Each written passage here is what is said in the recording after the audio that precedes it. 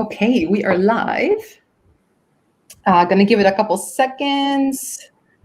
So just so you know what happens is when we say we go live, people who set reminders, they get notified, and unless they're already waiting on our channels, and then they can hop in. But we never know who's watching until later, so that's okay. Anyway, hi everyone. Welcome. Good morning, good evening, etc. It's Thursday, 9 a.m. in Chicago, 7:30 in the evening in India, which means that we are doing a live session with some lovely people about a foundational topic in the world of coaching, self-development, leadership, all those good things. So today I am joined by two of our esteemed, wonderful, amazing trainers and coaches and alumni, Priya and Ramesh, who happen to be married to each other and who happen to be doing training together and who both happen to be master coaches and, good people and all the wonderful things. Honestly, like ask anyone who's trained with these guys and they will tell you how amazing they are. I want to embarrass you a little bit. So there's honestly no one better than these two for today's topic, which is what makes a competent coach. We, Coach Arya, train coaches. We're in this world of coaching. And one of the reasons that we participate in the training of coaches and certification is because there's a lot of people who call themselves coaches. And especially in the past couple of years, with the pandemic making it more accessible to work with a coach or therapist or counselor or, all the different kind of help that you can get, even more people are calling themselves coaches, which is great that coaching is growing. But what's not great is that just because someone says they're a coach doesn't mean that they actually are and that they know what they're doing and that they are competent. So through coach training, we make competent coaches. But yeah, what does that actually mean? So, let's maybe start there and tell me, what do you think makes for a competent coach? Thanks, Magda. And thanks for that wonderful introduction. It is a little embarrassing, but yes, we'll take it. See, so Magda, the way Priya and I look at coach development is in broadly three spheres, right? The first part is the how, how of coaching. And that is primarily your ICF competencies, the process, which people call it by various terms, but essentially the coaching process and the competencies. And that's a fundamental part of any coach development. The second part of it is, for want of a better word, you can call it the being of the coach, because clearly something has to transform in you to become a good coach. You can't engage with another human being and in a different manner and plane altogether. And that's where we are calling it the being of the coach. So essentially, it needs you to sort of do a lot of self-reflection in terms of what it means and sort of graduate to that over a period of time. And it's a lifelong journey. I don't think anybody can say that I've arrived as a coach, right? And the third part of it is, let's call it just supportive enablers, which essentially means that you have to know how to position yourself. What are you going to call yourself in the market? You have to know how to go to market. You probably need a few supporting tools. So things like, how are you going to capture your coaching records? How are you going to support a client in their journey in terms of keeping track of where they are? Some coaching tools like, for example, Life at 60, and there are lots of them, right? And maybe a little bit of psychometrics and things like that. So in the journey to becoming a coach, you have to somehow develop all these areas. And primarily in the foundational program, you're focused on the first two, which is the how of the coaching, which is the competencies, And the second part of it is the being of the coach, which you're really starting to develop. And then in the advanced programs, you really go on to become, the being is becomes broad, more and more important. The other piece around the enablers also starts kicking in. So that's how I'd like to sort of define what the journey should look like or might look like.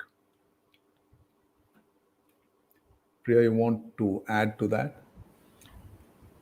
One, just adding to what you've said, Ramesh, is to say that someone who wants to call themselves as a competent coach, and we pride ourselves on this. Coacharya as an organization also prides itself on the fact that everyone who goes through the training really is an ambassador to the coaching fraternity itself, to say what is the standard we are setting and what distinguishes a competent coach from anyone who calls themselves a coach.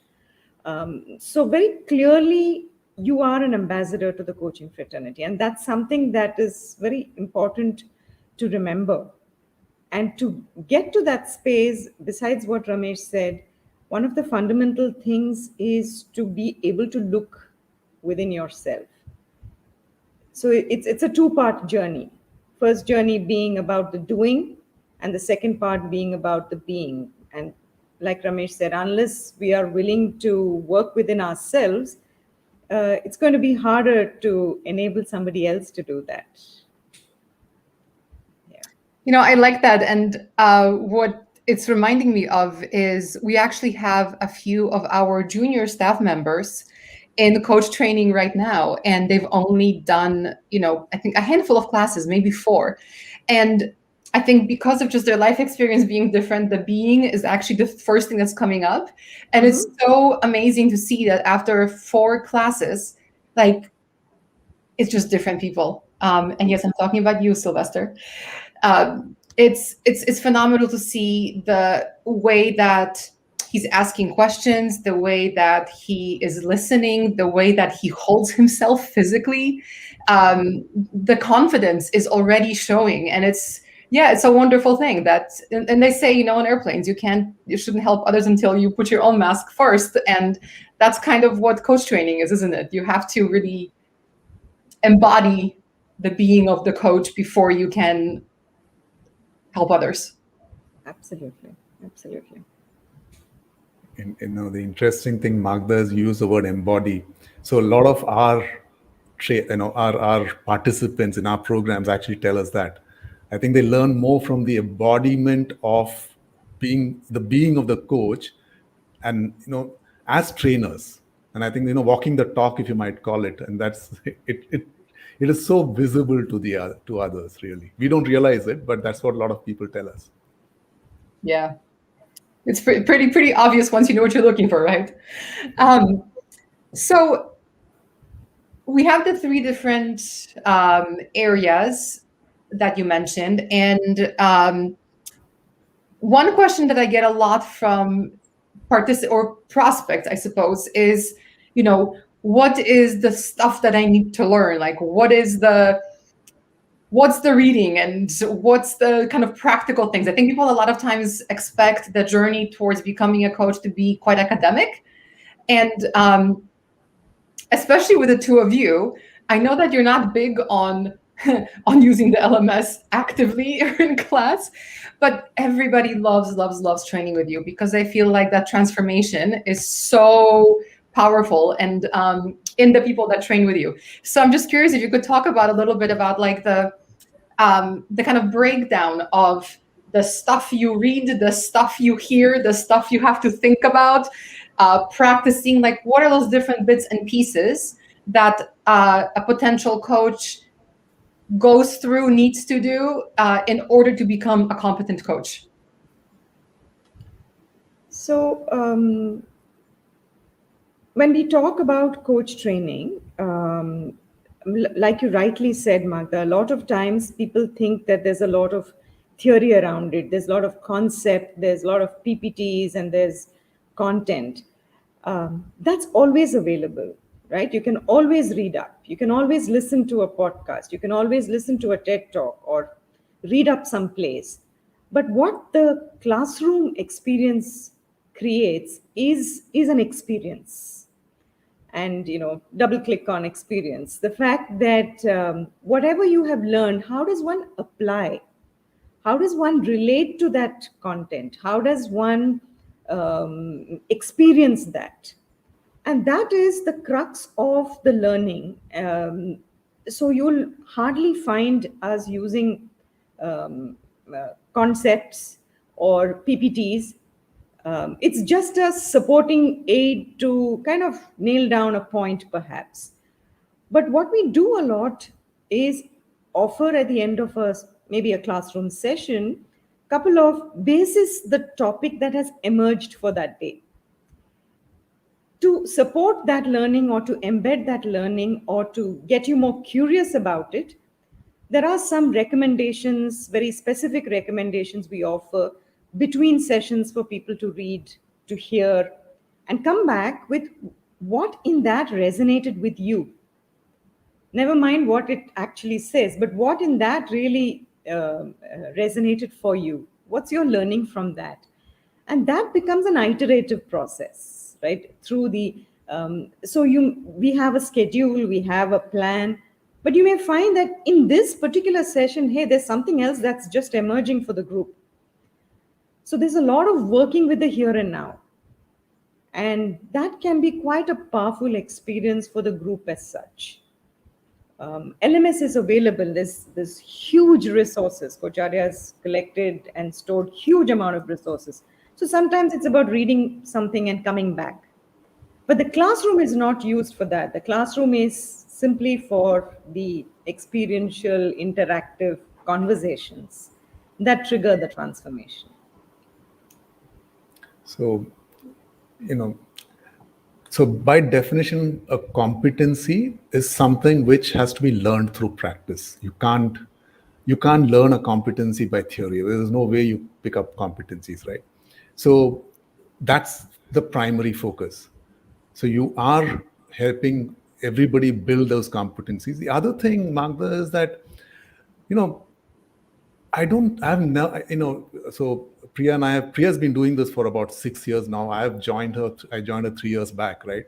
At least in the last 3 years, I don't think there's been a single cohort where we've not had people in the group. So, in a 10 or 15 people cohort, there are usually 8 or 10 people who bring in far more experience than we can. So you're talking about a tenfold,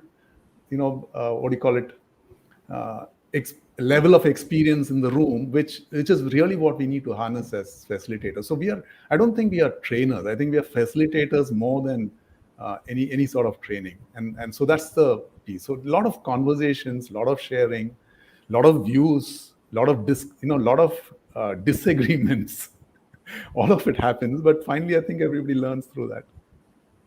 I love that. And I think that's with the two of you, and I think with all of our trainers, the fact that people can come in and be expressive, and that we have this essentially co-created program in a way, because we're not teaching theories. It's not a university. This is people who have a passion, who are coming together to learn together from each other and from you.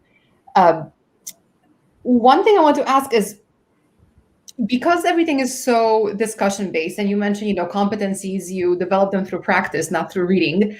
How do you measure the competencies? How do you know when someone is at the point where, they've been in class for whatever weeks and you go, you know what? You're a competent coach already. Like, how do you know that? What do you look for? So we start off with the belief that everyone's capable of being a competent coach, right? And that belief holds us through the journey. But there's a lot of reflective practices. There's a lot of assignments between sessions. And one of the things that we require them to offer is recordings and transcripts, and there's a mentor evaluation. And that's a precious space. So it's not something, the mentoring does not happen at a particular point in the journey only. there is this role plays that are happening, there is conversations. So right through, there's an opportunity to calibrate and recalibrate who you are and how you show up as a coach. So some of the supporting activities is, like we said, the reflective practices, encouraging self-coaching in the classroom itself. We do something called a book review, right, where we invite the participants to, in small groups, to share their views and review of a book which is relevant to coaching. So that choice we make is a very critical choice. So we got to get into the class, maybe a couple of sessions, and sort of are able to understand where each one is. And basis that, we offer books which we feel would be a point of growth for them. So very carefully chosen. And as a group, we found that that's been a big game changer for many people in the group, because one, there is this co-creation that happens in smaller groups.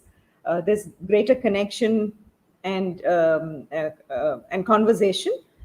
But there's also a key point that they are sharing and relating it to coaching. Some of the books are not directly connected to coaching, but we see that it's something that's important for the being as a coach. And in that process, something shifts for the participants. So there are ways in which you can mark their learning journey, and also cognizant of the fact that each one has their own individual learning journey.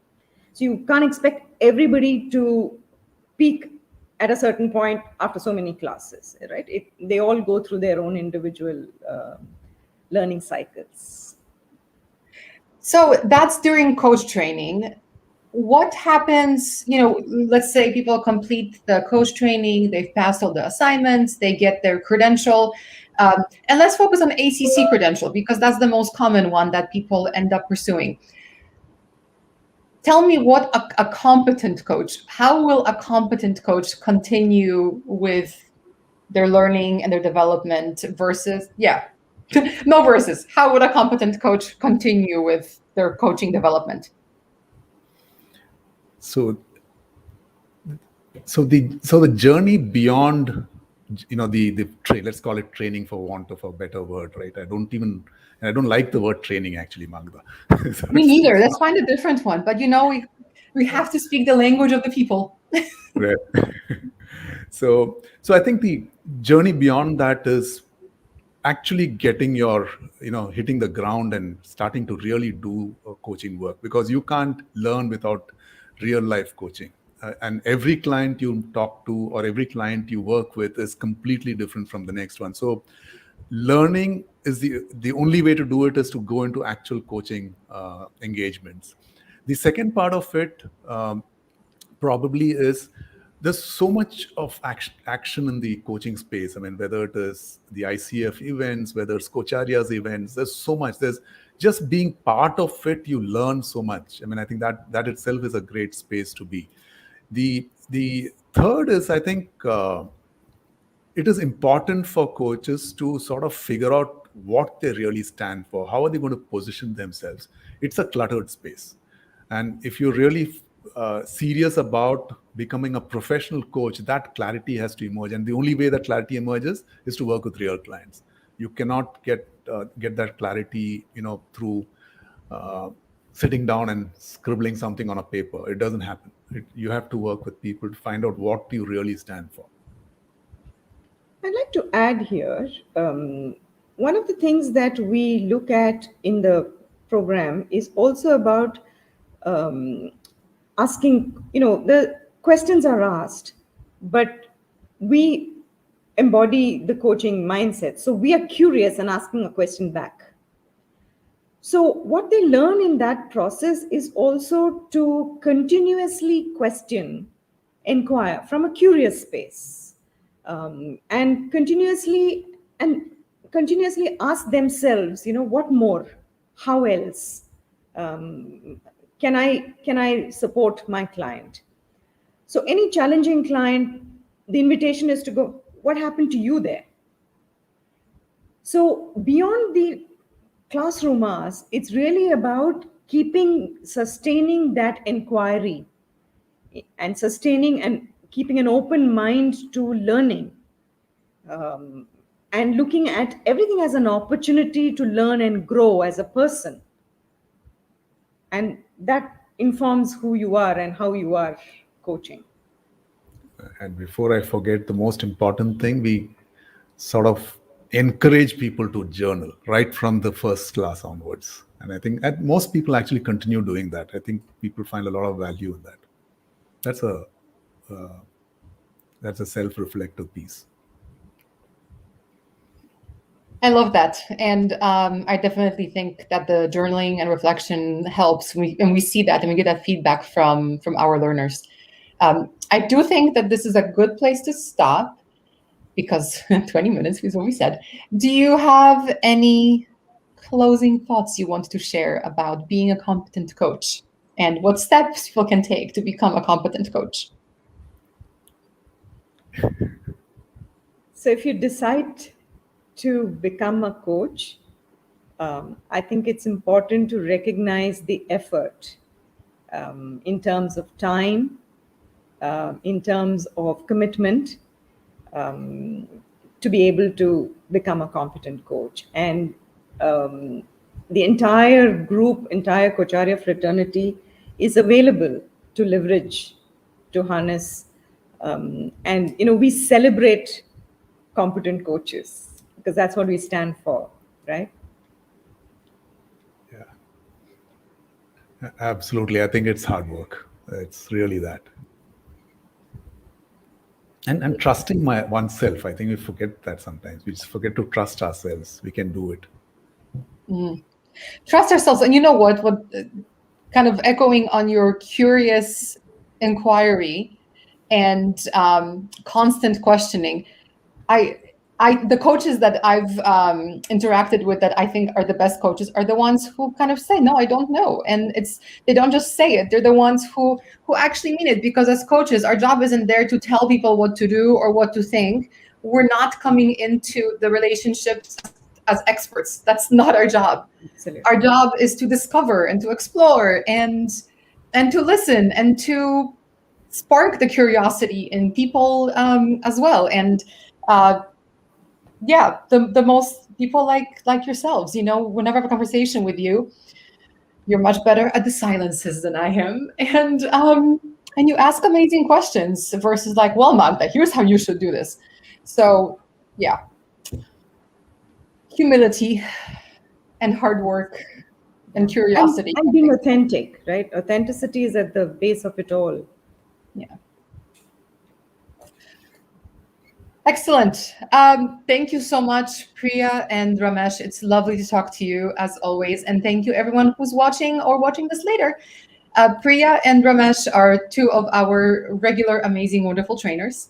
They are starting their next program in a couple of weeks. So if any of you are interested in becoming a competent coach, not just a coach, but a competent coach, and I dare say a masterful coach, because when you train with these two, you're not going to be just, any ordinary coach. You're going to be a competent, masterful coach.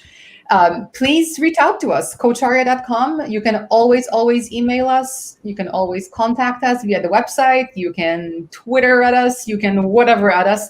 We want to talk to you. We love to talk to you. And we will talk to you. Same time, same place.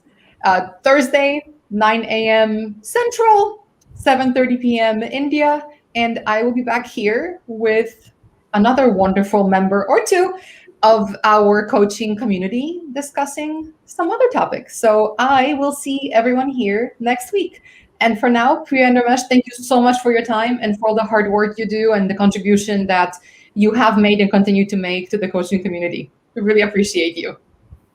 Thank you, Magda. Thank you. I'm so glad to be part of this. Thank you. Bye, everyone.